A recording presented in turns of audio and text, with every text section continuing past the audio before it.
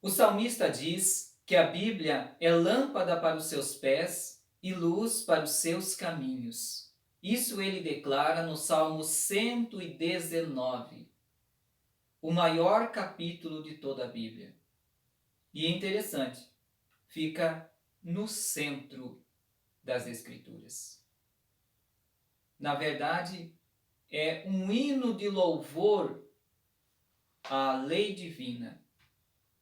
É, na verdade, um estímulo para que amemos as Escrituras, para que coloquemos em prática os seus ensinos e vivamos as suas verdades, pois elas procedem de Deus.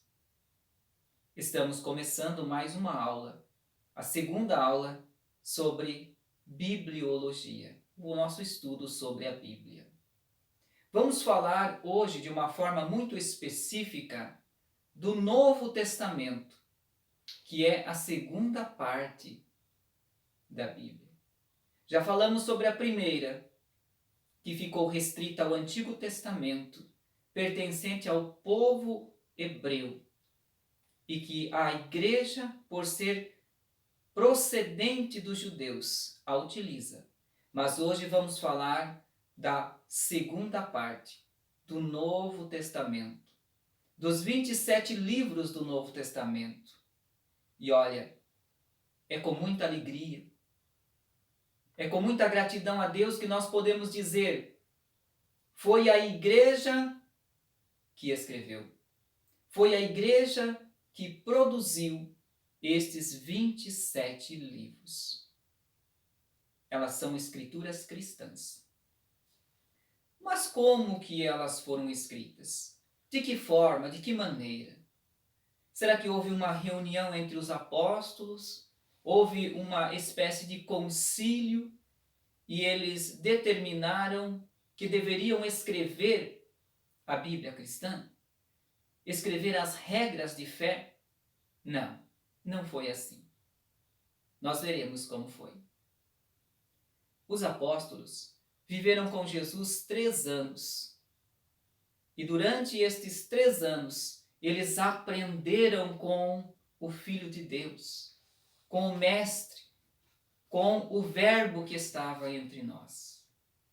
E, portanto, quando Jesus retornou para o Pai, depois de haver dado mandamentos pelo Espírito Santo a estes apóstolos que ele escolheu, esses apóstolos foram por toda parte cumprindo o que Jesus havia dito que eles deveriam fazer: ir por todo o mundo e pregar o Evangelho a toda criatura, com a proposta divina de que aquele que crer no Evangelho, se arrepender e ser batizado, será salvo. Mas eles não tinham nada escrito. Eles anunciavam a palavra porque ouviram do Senhor. E a partir do dia de Pentecostes, o Espírito Santo lhes deu sabedoria e fez com que eles lembrassem das palavras que Jesus havia dito, pois ele mesmo disse: quando o Espírito vier, ele vai fazer vocês lembrar daquilo que eu tenho dito. E foi assim. Durante 2 décadas, a partir do ano 33 que começou a igreja, não existia nada escrito no Novo Testamento. Mas de repente, lá no ano 51, o apóstolo São Paulo escreve uma epístoles, que no grego é uma pequena carta, a uma comunidade cristã que ele mesmo havia evangelizado e formado em Tessalônica. E aí nós temos o primeiro escrito do Novo Testamento, a primeira carta aos Tessalonicenses. Veja, no ano 51. E então, a partir deste ano, começa a se desencadear os escritos apostólicos.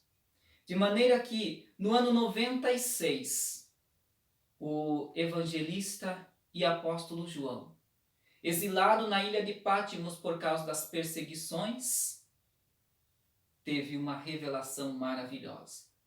Jesus, glorificado, lhe apareceu e lhe revelou o último livro do Novo Testamento, o Apocalipse. Veja, começa no ano 51 e termina no ano 96. Aí, esses livros, é claro, demoraram tempo para que eles fossem circulando e sendo conhecidos das igrejas. Mas, quando as décadas iam passando, já ao mesmo tempo, já se fixava um reconhecimento como escrituras sagradas e como regras de fé e prática.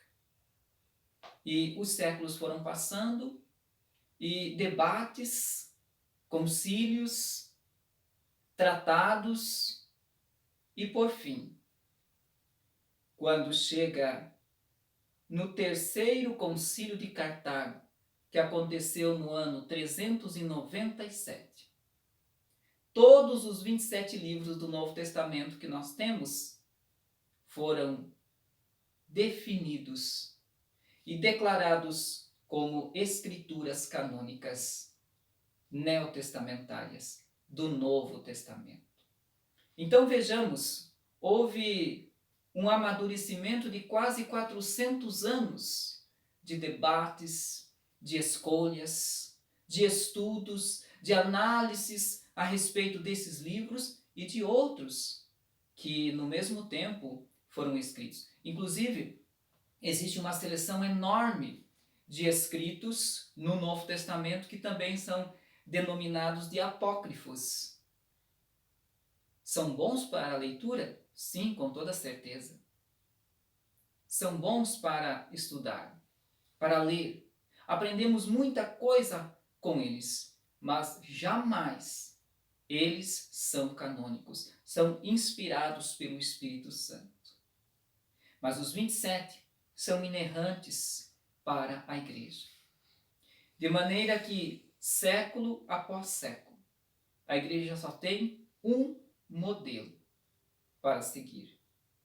Os 27 livros do Novo Testamento, inspirados pelo Espírito Santo, canonizados. Quando se fala de cânon, de canonização, fala-se de regra, fala-se do estabelecimento de uma via reta e segura para se seguir.